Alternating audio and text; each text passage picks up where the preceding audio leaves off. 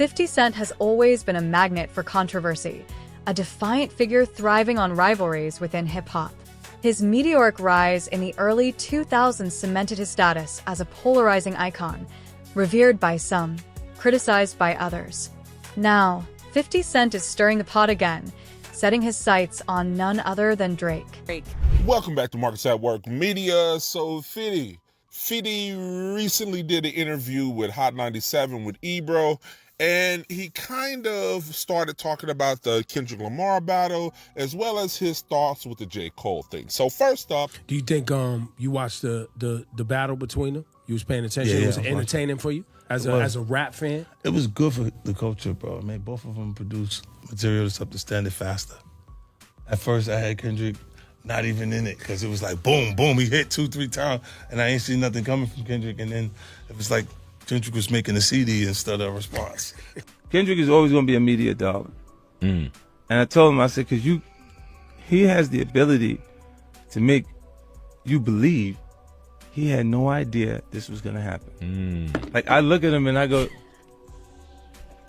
nah, you can't do that to me. Right. I know.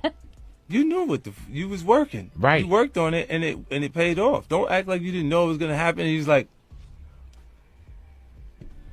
because he'll be like, yo, like, wow, like that energy's there. Did you think Kendrick had it in him to go as hard as he did? Look, when they started going, that they like us, I don't have to tell you how territorial West Coast people are. Yeah, it's not just in artists. general, just the people in general. So when it gets to the West Coast side, and they not like us, they going to get together. Like, you put them on the stage together, that was all done properly. Yeah, no, it was... You enjoyed it. Yes.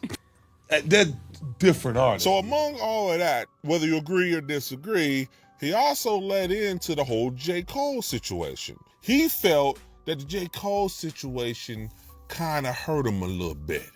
He was expecting some competition, some pushback from Cole. What about J. Cole, man? In a series of bold remarks that set social media ablaze, 50 Cent claimed Drake is destined to follow in Diddy's footsteps, shifting from a music powerhouse to a business mogul whose ventures overshadow his artistic legacy. Well, what happened? What happened to him? He didn't want to be a part of it. He said he didn't want, that's not who he was. I know. So what happened with J. Cole? So how about that? I'm just saying to you the culture, the competitive nature of it. So do you think that someone can be, because we defended J. Cole because frankly it wasn't in him to do it, and he made the decision. And he took ownership. He didn't run for it. He took ownership of it. He was like, "Yo, he said I made a whack move." He even apologized, and he dipped out. Now the only problem I have was recently he just put out a song. I don't know if you heard it, called Port Antonio, where he said, "I would have won the battle, but I would have lost the brother." And we was like, "Yeah, we didn't agree with that. That wasn't a great move." You can't say that. You can't come out and say, but do you think you're disqualified? Is he disqualified from being in the greats conversation? Wait a minute. You just said feelings were valid, guys. You just said his feelings were valid. They are. And this is why when he stopped, it's because he felt like he could lose a brother. That's but right. he would have won the battle. Now we did think I was looking for J. Cole. Like I'm like, ooh, let me see what he's gonna do.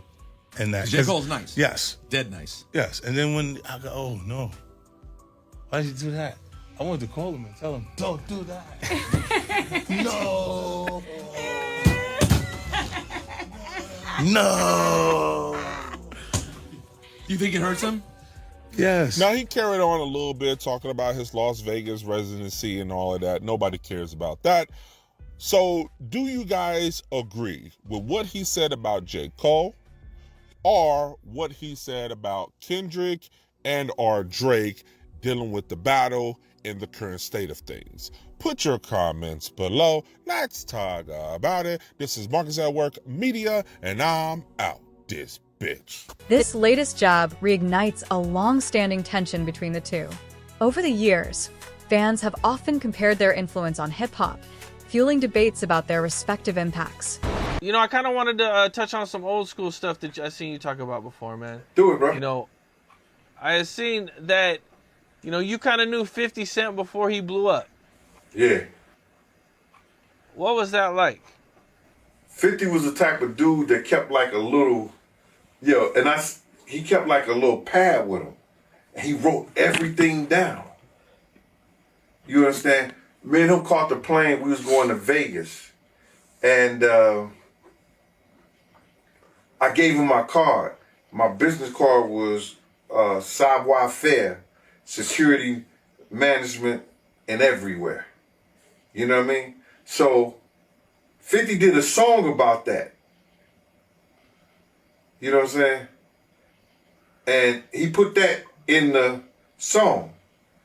And some years ago, about a year or so ago, not even a year or so ago, he said that when he dropped my name, he said, yo, I got the savoir-faire. I got that from Big Gene. He been trying to tell y'all about this Puff shit years ago.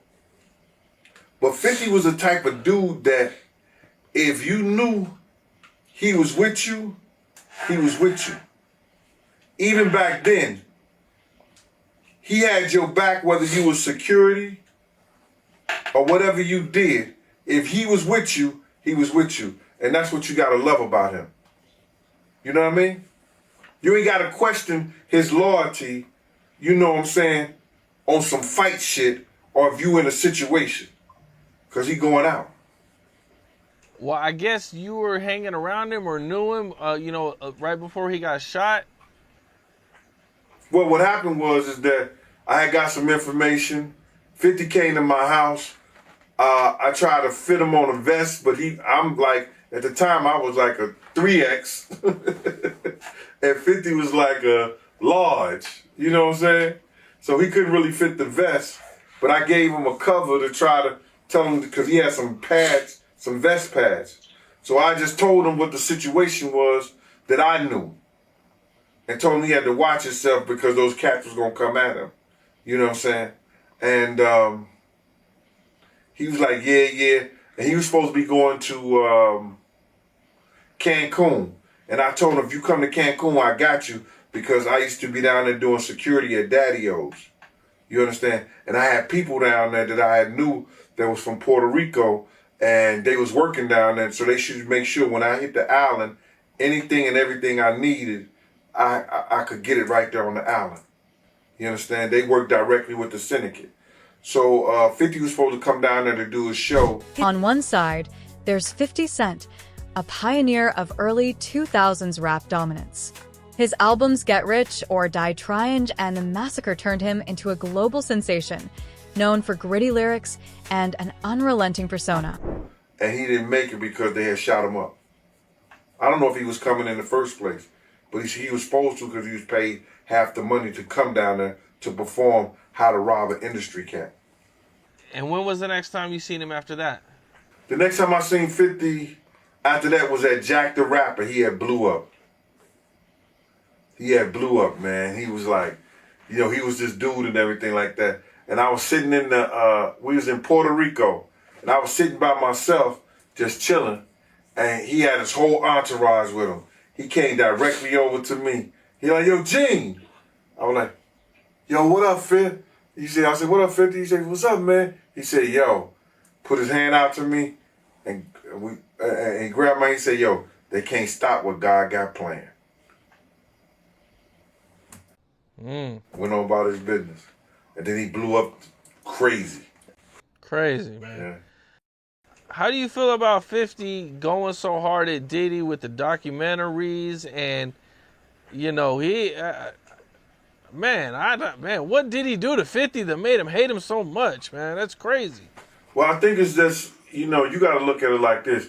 50 was writing a lot of shit that made a lot of money for Diddy. And he knew back then in the day, he didn't know what he know now, but Diddy was robbing him. You understand?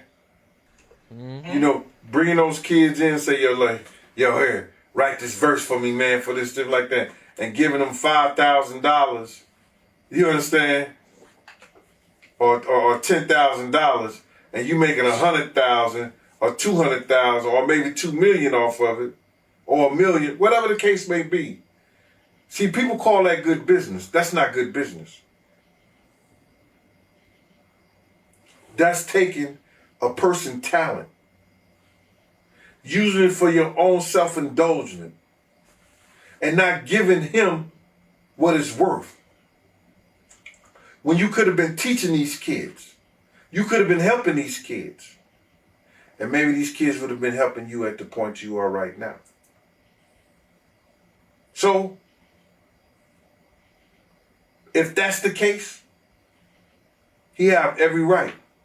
But 50 is doing this for the culture. You understand?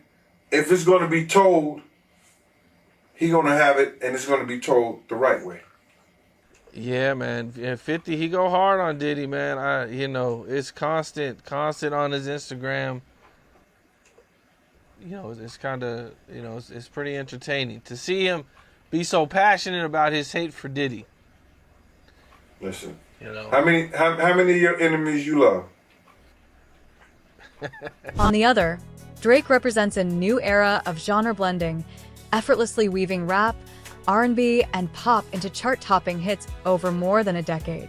His ability to constantly reinvent himself has secured his spot among music's elite. It'll be fun too. Baton Rouge, the whole business, the whole shit. I want to talk about that. I did not want to get into Puff. I know, but as soon as I see you, I feel like we're supposed to fight. Why? Because he ruined. He knows he's responsible. No, he's ruined hip hop culture. Because New York City culture music is damaged because of him specifically. He was the program director. He was supposed to play the records every time. But it's a new era, right? We got, like you said, A Boogie, 401, Cash Cobain. Yeah. Musically, those are the people I mentioned. Who do you know? Who I know? The young guys. Are the young guys? Lola Brooke. Who else do I love out of here? We love Coyle Ray. Coyle Ray, Jersey. Tierra Whack. Well, that's Philly. He wants New York. Oh, he wants New York. Okay. Who else do I love out of here? Go ahead. Just give me one more. I want to make sure I say a name that I actually, you know what I'm saying? Somebody I actually fuck with. You know what I'm saying? I don't want to just.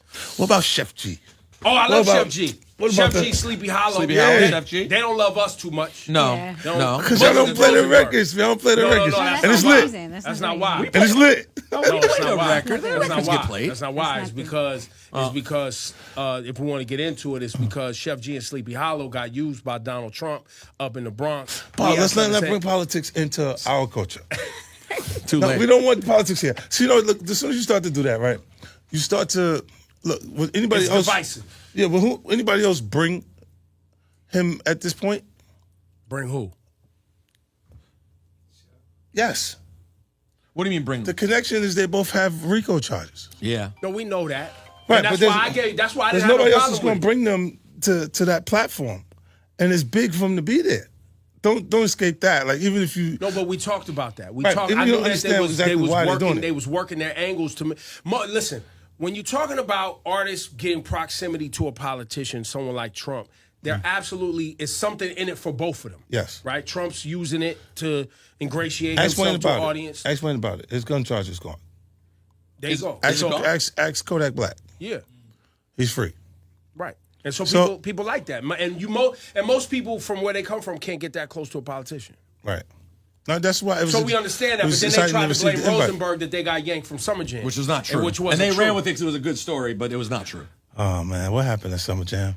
Man, good old days, right? Yeah, the Summer Jam was... Yo, you coming back this year? No, because I'm banned, remember? Despite their contrasting styles, 50 Cent has repeatedly taken aim at Drake. From offhand comments to full-blown criticisms, their rivalry simmered for years before boiling over with 50's recent comments likening Drake to Diddy. Yeah, apparently I was banned for a little while. Wasn't this after the... So leave me banned, ladies and gentlemen. Leave me banned. I'm fine where I'm at now. I'm fine where I'm at. Don't unban me because no one's there to get. When's Jay's coming to Summer Jam? I'm sorry? When's Jay-Z coming to Summer Jam? Jay-Z coming back? It's been a long time. When's Jay-Z coming back anywhere? We waiting for him to come a lot of places. I want him to come on the show.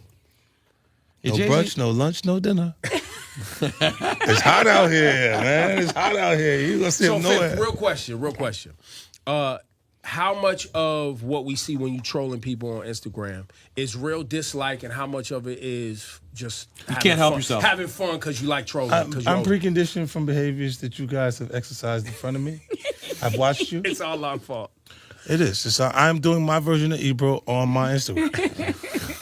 That's it. It's just not politics. It's a little more. It's a little bit more. A little more cultural. A little bit more. Honed in. But you look. I'm not. None of that is really personal. It's me just having fun with the thing. And I see things and I go, oh my God. Like, they usually respond to things that make you uncomfortable. They like it when it makes the artist uncomfortable because You don't feel like you're bearing the same pressures they're bearing. Right. So you ain't worried about the light bill. Right. You ain't worried about certain things that people, they're personal pressures. So they look at it, when they see you compromise, they kind of enjoy it a little bit. Do you, going all the way, because I've been, I'm a pocket watcher, so I've been watching money for a long time. I'm watching my money. There's a lot to watch. It's actually fun and it's inspiring. No, we're proud of you too. We're proud of you too.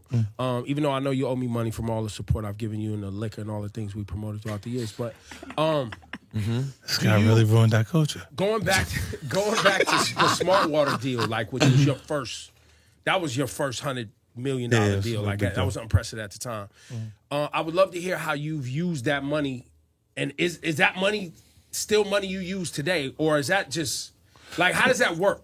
Like, because I've never had $150 million, so I don't know how you stretch that out over 10 years, 20 years, 30 years. It's still new money because by the time you that year, the taxes for it, and then you within lifestyle, you start to do things.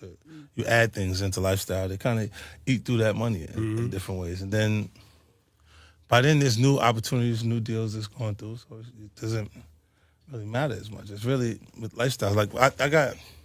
But you never were an overspender, though. Nah. I didn't, because 50 Cent predicted that Drake, despite his unparalleled success, will eventually transition into a mogul, focusing on business ventures like fashion, TV, or liquor, similar to Sean Diddy Combs. Diddy's empire spans music, clothing, and spirits, but his musical career has taken a backseat. I'm on bulletproof trucks and stuff like that. I paid for a bunch of them in the beginning. Yeah, but you didn't have a fleet of, Rolls Royces. Nah. You bought Tyson's house. That was a big thing at the time. But that was just a house. Look, if you say once you buy it, because I bought it in a wire transfer, the upkeep is all you really think about. Because them places are like $70,000 a month. So I stayed there for 14 years. Oh, you were there that long? Wow. Yeah. We shouldn't even call it Tyson's house. It's 50 Cent. It's 50 Cent. Mike wasn't there. He was there longer than him. Oh no, way longer than Mike was there. But Mike is still. He's Mike though. He's the chap. Right. Like, there's a difference when you convince everybody there's nobody in the world that can beat you, versus you strategically picking a fight to stay afloat. You know what I'm saying? I respect that. Mike is a different animal. Yeah, for sure. So you're saying that expenditures like that aren't as crazy as they appear? Yeah, no, it's lifestyle stuff. If you didn't do that, you could have bought a smaller house, a more livable space, right? And then because 18 bedrooms, you're gonna still sleep on one bed, bro. Like it's a waste to a degree, but you just don't fly. You only fly private, but you gotta allocate those expenses somewhere. If you don't spend it, they're just gonna take it. Do you only fly private? Huh? Do you only fly private? A little more now. You see me on the jet a lot more. But you can't. But someone can catch you in a first class commercial seat. Yeah. Okay. If I'm trying to get there, I'm just trying to get there as soon as I can. But they do that VIP thing, right? Where you like come. You don't ever see me. You don't see. I come off the plane.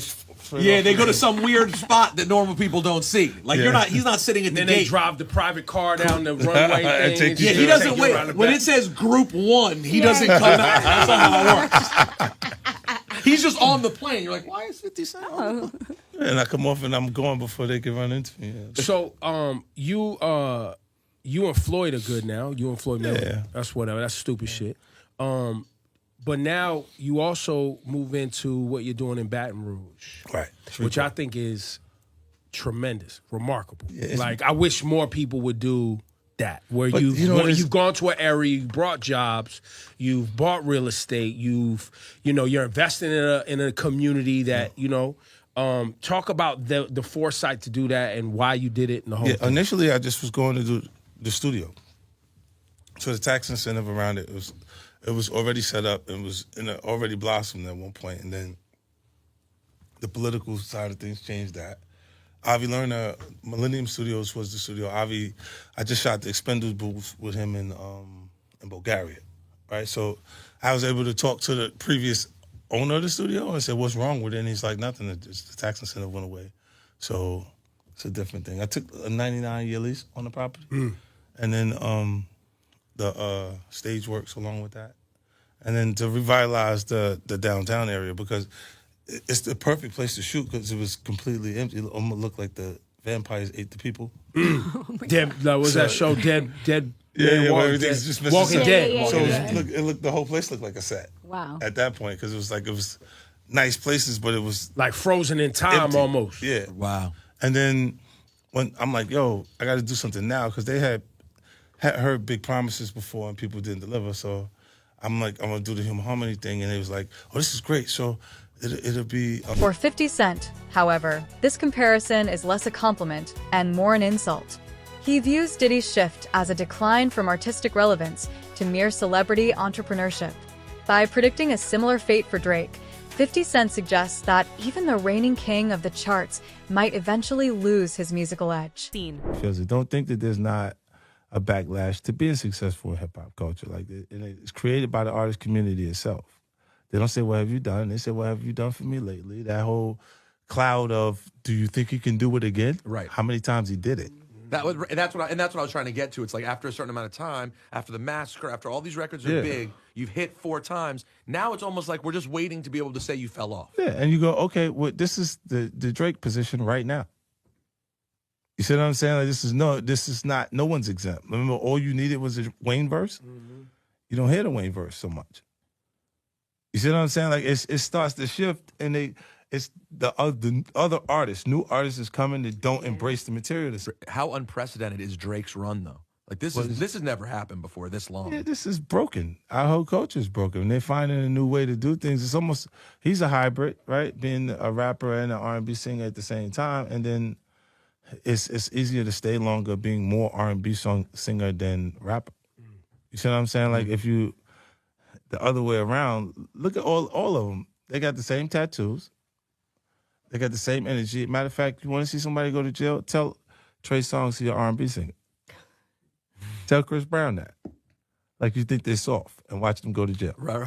So you look and you go, it's just we're in a different period where it's like, nah, I do this. And the melody, you got so many artists that using the auto-tune artists, they're rappers technically, but they sing it on the record. To get the auto-tune, that vibe that's going on, it's almost both at the same time. Who can do both the best? You Drake haters is funny. He ain't real. He don't write his rap. He ain't.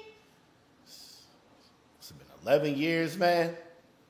Shut the fuck up. My ducks, my swans, welcome to the pond. My name is Dorian from Group82Music.com, and right here we got 50 Cent talking about Drake's rise to the top. Drake debuted in 2009.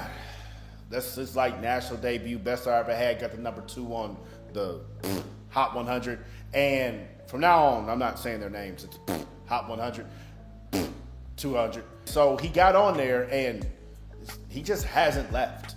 He's been on the radio nonstop. He's been everywhere we could possibly imagine. And at this point, not only is he one of the greatest rappers of all time, you got to give this man credit. He's one of the greatest artists of all time. And 50 really breaks it down here because the man does both. He raps and he sings. He got a song called Both. I'm not talking about that, but he raps and he sings. And it's not so much the fact that he has that talent, it's the fact that he has blended melody into his music so seamlessly that it kind of changed the trajectory of pop music and rap music as we know it. Anytime rap got melodic, people fucked with it, right? Like, even when you go all This speculation mirrors the paths of other artists turned moguls, like Jay-Z, who balanced business ventures while maintaining musical relevance. But to 50 Cent, Diddy epitomizes the loss of artistic focus, a fate he provocatively envisions for Drake.